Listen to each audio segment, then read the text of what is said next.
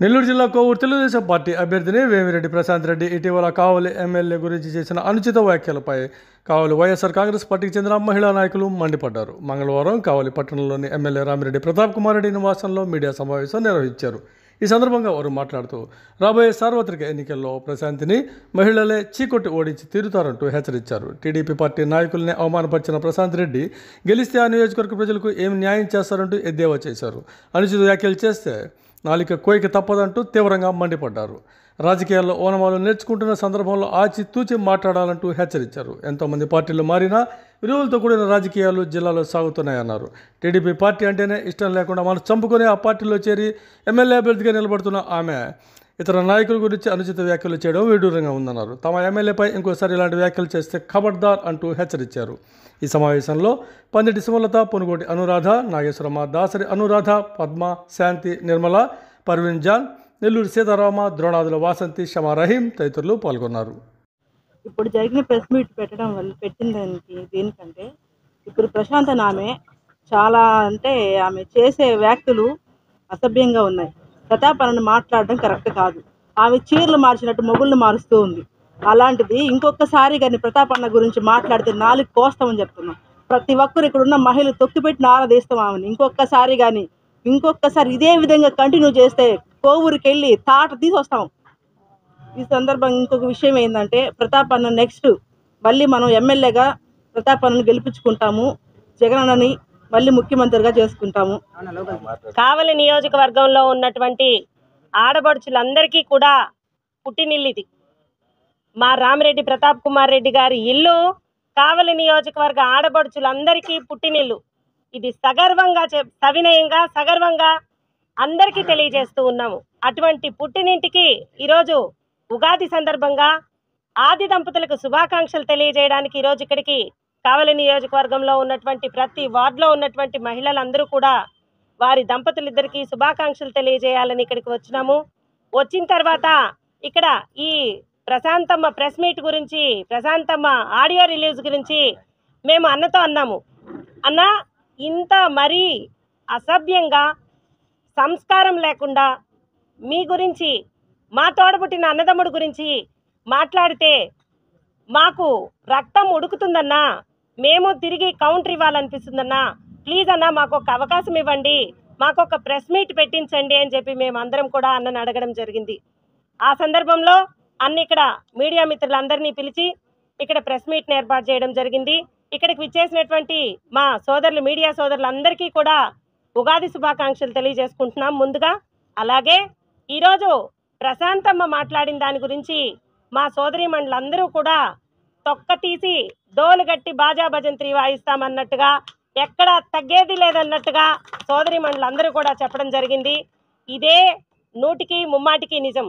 ఎందుకంటే ఒక వ్యక్తి ఎంత సంస్కారంగా ఉంటాడో, మనం ఇంగ్లీష్లో కూడా ఒక సామెత ఉంది కదా, give respect and take respect.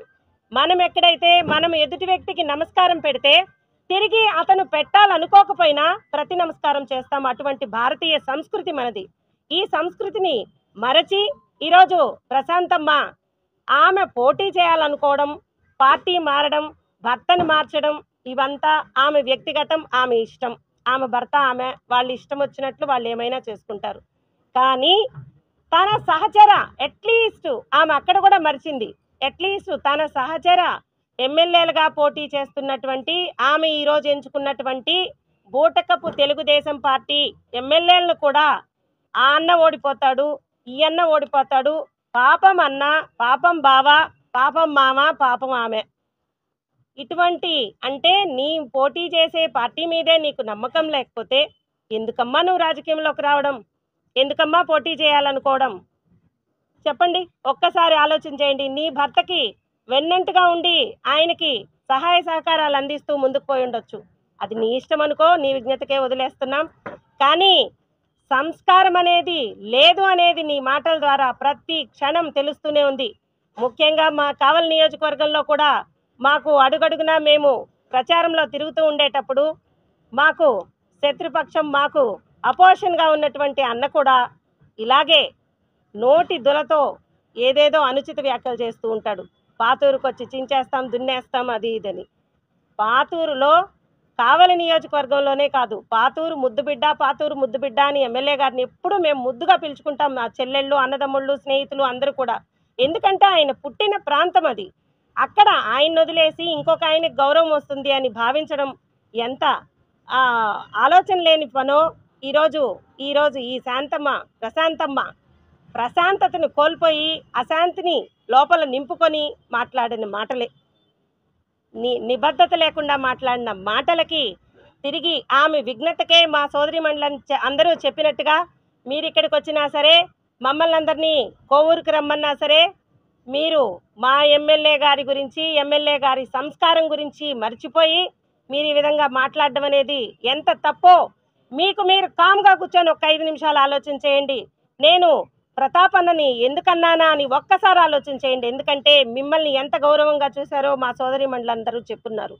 మీరు ఒక వాటర్ ప్లాంట్కి 2 లక్షలు ఖర్చు పెడితే ఆ రోజు విపిఆర్ గారు ప్రతి ప్లాంట్ ఓపెన్ చేయడానికి వచ్చినప్పుడు స్వచ్ఛంగా మా ప్రతాప్ అన్నతో అంటుంటే నేను పక్క నుండి విన్నాను, అన్నా దేనికన్నా నేను ఇచ్చింది కేవలం 2 లక్షలు మాత్రమే, మీరు దానికోసం 10 లక్షలు ఖర్చు పెడుతున్నారన్నా, ఇటువంటి వాటర్ ప్లాంట్లు ఎన్నో వస్తాయన్నా మీరు ఇచ్చేదా. అటువంటి చేతికి ఎముక లేనటువంటి మా ప్రతాపన్న గురించి అనుచిత వ్యాఖ్యలు చేయడం, మీరు మాట్లాడిన ఆ పదాన్ని మేము అనడానికి కూడా మా మనసు అంగీకరించడం లేదు. మా అన్న గురించి మీరు అన్న ఆ పదాన్ని అనడానికి కూడా మా మనస్సాక్షి ఒప్పుకోవడం లేదు. ఎందుకంటే ఆ పదాన్ని మా అన్నకి ఏ విధంగా కూడా అనర్హుడు.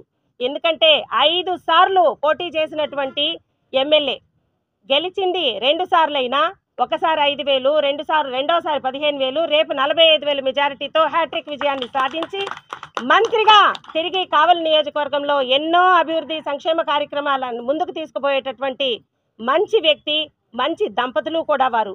ఇక్కడ అన్న లేకపోయినా అక్క కూడా అదే అన్నతో సమానంగా ఎన్నో అందరినీ కావలి నియోజకవర్గంలో ఉన్నటువంటి ప్రతి ఒక్క సోదరిమణిని ఆదరించే సంస్కృతి వారిది.